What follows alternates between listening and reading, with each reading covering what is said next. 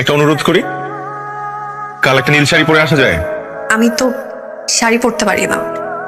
সমস্যা নেই, আপনি আসলেই হবে। ওকে, বাই। মা, তোমার কাছে নীল শাড়ি আছে? না, নীল শাড়ি তো নাই। বুঝলাম না, একটা মহিলার সংগ্রহে নীল শাড়ি থাকবে না? এটা কেমন কথা? নীল শাড়ি দিয়ে কি করবি তুই? মেঘ পরে যেতে বলেছে। আমার অনেক রঙের শাড়ি আছে, ওখান থেকে একটা পরে যা। হ্যাঁ, তোমার সব রঙের শাড়ি আছে, অথচ নীল রঙের শাড়িই নেই। এখন বুঝলাম তো তোমার রুচি কত খারাপ। নীল শাড়ি লাগবে?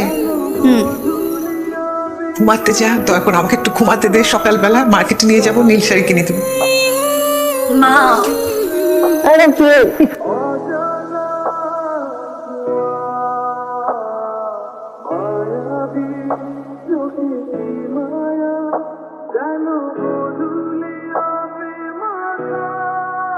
আঙ্কেল কি হয়েছে?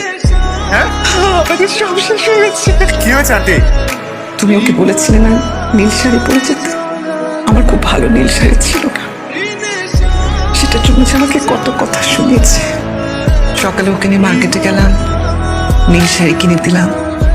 এর আগেও কখনো শাড়ি পরেনি, অনেকক্ষণ ধরে ওকে শাড়ি পরিয়ে দিলাম।